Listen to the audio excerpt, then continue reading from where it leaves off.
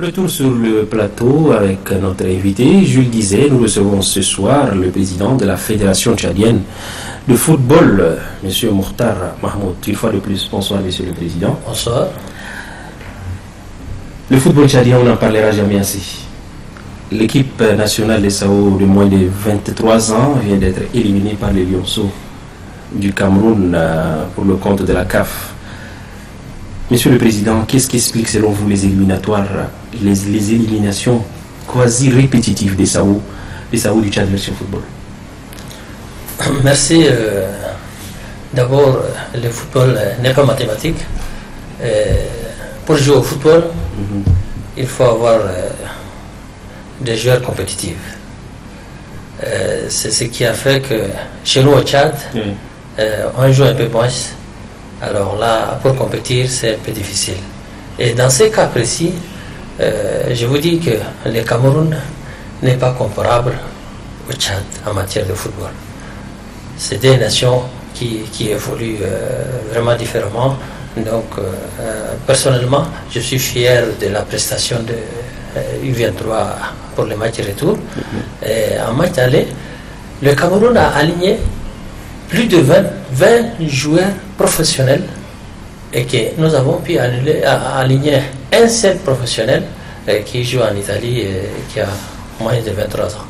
Donc c'est pour vous dire que la différence est là et l'élimination vient de cette manière.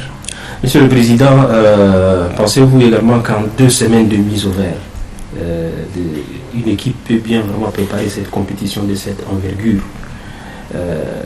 Où se situe concrètement le problème du football tchadien, Monsieur le Président? Merci. Comme vous l'avez dit, en 2 semaines, on ne peut pas préparer une équipe.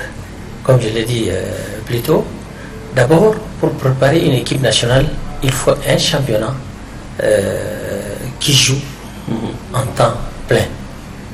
Et les championnats, en ce moment, on aura les joueurs qui sont en jambes et puis la sélection sera bien faite. Et ce qui n'est pas le cas. 2 semaines, ça dépend aussi de ce qu'on peut faire au niveau de la fédération ou au niveau de l'équipe nationale. Là, si ça piétine, c'est pas de notre faute. C'est pas de notre faute.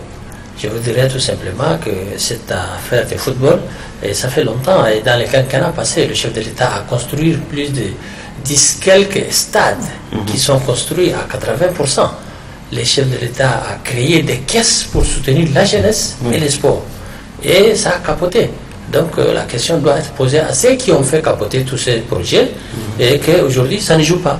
Pour jouer, il faut manger, il faut se soigner, il faut se reposer, il faut jouer sur un terrain et qu'aujourd'hui la FIFA est là pour nous faire des pelouses synthétiques très modernes pour jouer. Mais malheureusement, on continue à piétiner. Et de ces côtés, nous, c'est pas de notre faute. Les préparations sont mal faites. Monsieur le Président, donc, selon vous, un championnat national digne de son nom peut porter un fruit? Oui, un championnat national digne de son nom peut porter un fruit. Et c'est pas facile d'organiser un championnat national. Quelles sont les conditions? Les conditions, tu sais, nous, au Tchad, nous sommes dans un pays aussi vaste qu'il faut jouer des SAR à Moundou. Et aussi les infrastructures routières que vous connaissez, il n'y a pas de train, il n'y a pas d'avion. Et là, ça a été toujours difficile, donc on est en train de voir une autre forme de championnat national pour jouer. Mais qu'à cela tienne, dans tout ça, il n'y a pas des équipes qui sont soutenues. Par le passé, vous savez, le football, dans les années 78, le Cameroun et le Tchad jouaient kit-kit. Et aujourd'hui, la différence est grande, comme je l'ai dit. Et aujourd'hui, les équipes qui ont été soutenues par le passé, par exemple, le Tourbillon a été soutenu par la Sona Sud, AS Coton Tchad par la Coton Tchad, la STDZ soutenait les sports, et tous ces sponsors ont reculé et que les équipes se retrouvent comme ça. Et les sélections, on les fait parce que les championnats continuent à piétiner, et la FIFA, effectivement, nous a toujours à faire fonctionner ces championnats nationaux et que nous allons continuer à travailler et il n'y a rien de sorcier en matière de football, il faut jouer. Vous parlez du soutien, donc alors quel est l'apport de l'État et de la FIFA dans la promotion du football tchadien? Merci. En ce moment, je remercie beaucoup le ministre actuel qui s'engage pour tous les sports et qui nous dit en face qu'il veut des résultats et qu'il veut que l'État tchadien se comporte comme tout autre pays et que lui, il va de toutes les manières aider les sports à évoluer. Ça, on est très d'accord, mais la FIFA a mis tous les moyens, beaucoup de moyens pour le transport, des équipements, des pelouses qui coûtent cher. Actuellement, Mondou est fini, Abéché commencera dans 2 mois et le centre est là. C'est des maisons qu'on peut accueillir sans joueurs et la pelouse est là aussi dans ces centres qui n'est pas fonctionnel en temps plein.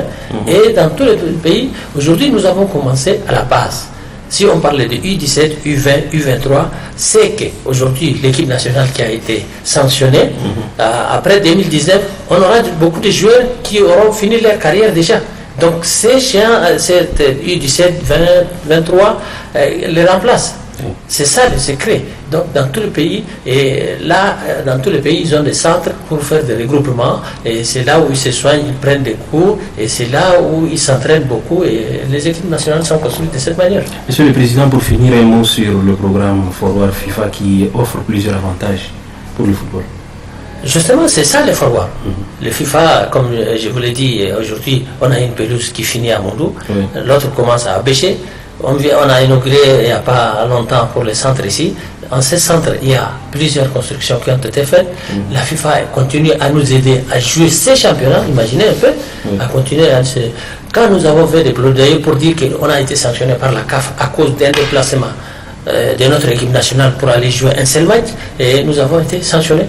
La FIFA a promis nous aider à faire ce genre de transport. Et ce qui se fait, ce qui se passe maintenant, on continue à transporter. L'autre équipe senior est sanctionnée, mais on a fait partir les U17 à Yaoundé, les mêmes U17 pour la CAN à Malabo, pour les éliminatoires CAN 2017, et on continue à jouer avec les U23. Monsieur le Président, un mot pour les supporters tchadiens. Les supporters qui sont découragés. Non, qui ne se démoralisent pas. Moi, je suis très fier que notre pays retourne dans les compétitions et il faut compétir avant de venir faire face. Aujourd'hui, les U20, ce qu'ils ne comprennent pas, on est carré par U20. Si on dit U20, un joueur qui est né janvier 97 et à partir de là, pas avant. Donc, s'ils ont vu des bons joueurs et que ces joueurs n'ont pas été sélectionnés, c'est à cause de cet âge qui était précis. Et ça, les U23 doivent jouer pour les Jeux Olympiques. C'est ça qu'ils n'ont pas vu. Ils disent que la sélection est mal faite, et ceci et cela. Et c'est la préparation qui a piétiné un peu. Merci, Monsieur le Président. Merci beaucoup d'avoir accepté notre invitation.